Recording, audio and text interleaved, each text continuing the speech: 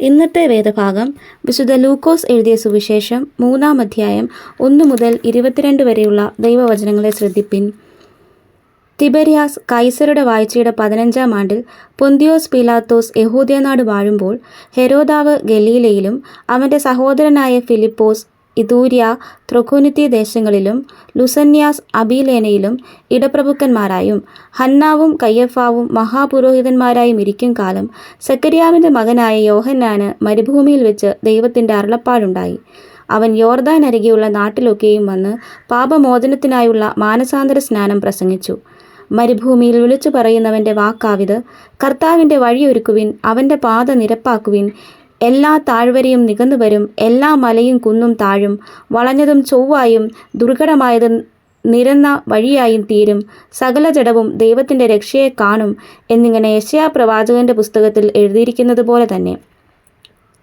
അവനാൽ സ്നാനമേൽപ്പാൻ വന്ന പുരുഷാരത്തോട് അവൻ പറഞ്ഞത്: സർപ്പസന്തതികളെ, വരുവാനുള്ള കോപത്തെ ഒഴിഞ്ഞ് ഓടിപ്പോകുവാൻ നിങ്ങൾക്ക് ഉപദേശിച്ചു തന്നതാര്? മാനസാന്തരത്തിന് യോഗ്യമായ ഫലം കായ്പിൻ. അബ്രഹാം ഞങ്ങൾക്ക് പിതാവായിട്ടുണ്ട് എന്ന് ഉള്ളം കൊണ്ട് പറയുവാൻ തുനിയരുത്. അബ്രഹാമിന് ഈ കല്ലുകളിൽ നിന്ന് മക്കളെ ഉളവാക്കുവാൻ ദൈവത്തിന് കഴിയും എന്ന് ഞാൻ നിങ്ങളോട് പറയുന്നു. ഇപ്പോൾ തന്നെ വൃക്ഷങ്ങളുടെ ചുവട്ടിന് കോടാലി വെച്ചിരിക്കുന്നു. നല്ല ഫലം കായ്ക്കാത്ത വൃക്ഷമെല്ലാം വെട്ടി തീയിലിട്ട് കളയുന്നു. എന്നാൽ ഞങ്ങൾ എന്തു ചെയ്യണമെന്ന് പുരുഷാരം അവനോട് ചോദിച്ചു. അതിനവൻ: 2 വസ്ത്രമുള്ളവൻ ഇല്ലാത്തവന് കൊടുക്കട്ടെ, ഭക്ഷണ സാധനങ്ങൾ ഉള്ളവനും അങ്ങനെ തന്നെ ചെയ്യട്ടെ എന്ന് ഉത്തരം പറഞ്ഞു. ചുങ്കക്കാരും സ്നാനമേൽപ്പാൻ വന്നു. ഗുരു, ഞങ്ങൾ എന്ത് ചെയ്യണമെന്ന് അവനോട് ചോദിച്ചു. നിങ്ങളോട് കൽപ്പിച്ചതിൽ അധികമൊന്നും പിരിക്കരുത് എന്ന് അവൻ പറഞ്ഞു. പടജനവും അവനോട് ഞങ്ങൾ എന്തു ചെയ്യണമെന്ന് ചോദിച്ചതിന്, ആരെയും ബലാത്കാരം ചെയ്യാതെയും ചതിയായി ഒന്നും വാങ്ങാതെയും നിങ്ങളുടെ ശമ്പളം മതിയെന്ന് വെപ്പിനെന്ന് അവരോട് പറഞ്ഞു. ജനം കാത്തുനിന്നു.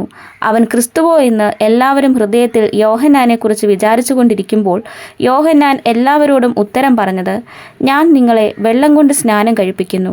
എന്നാൽ എന്നിലും ബലവാനായവൻ വരുന്നു. അവൻ്റെ ചെരുപ്പിൻ്റെ വാറഴിപ്പാൻ ഞാൻ യോഗ്യനല്ല. അവൻ നിങ്ങളെ പരിശുദ്ധാത്മാവ് കൊണ്ടും തീ കൊണ്ടും സ്നാനം കഴിപ്പിക്കും. അവന് വീശുമുറം കയ്യിലുണ്ട്. അവൻ കളത്തെ മുറ്റും വെടിപ്പാക്കി കോതമ്പ് കളപ്പുരയിൽ കൂട്ടിവെക്കുകയും പതിർ കെടാത്ത തീയിലിട്ട് ചുട്ടുകളയുകയും ചെയ്യും. മറ്റു പലതും അവൻ പ്രബോധിപ്പിച്ചുകൊണ്ട് ജനത്തോട് സുവിശേഷം അറിയിച്ചു. എന്നാൽ ഇടപ്രഭുവായ ഹെരോദാവ് സഹോദരൻ്റെ ഭാര്യ ഹെരോദ്യ നിമിത്തവും ഹെരോദാവ് ചെയ്ത സകല ദോഷങ്ങൾ നിമിത്തവും യോഹന്നാൻ അവനെ ആക്ഷേപിക്കയാൽ അതെല്ലാം ചെയ്തതുകൂടാതെ അവനെ തടവിലാക്കുകയും ചെയ്തു. ജനമെല്ലാം സ്നാനമേൽക്കുമ്പോൾ യേശുവും സ്നാനമേറ്റ് പ്രാർത്ഥിക്കുമ്പോൾ സ്വർഗം തുറന്നു. പരിശുദ്ധാത്മാവ് ദേഹരൂപത്തിൽ പ്രാവെന്ന പോലെ അവൻ്റെ മേൽ ഇറങ്ങി വന്നു. നീ എൻ്റെ പ്രിയപുത്രൻ, നിന്നിൽ ഞാൻ പ്രസാദിച്ചിരിക്കുന്നുവെന്ന് സ്വർഗത്തിൽ നിന്ന് ഒരു ശബ്ദവുമുണ്ടായി.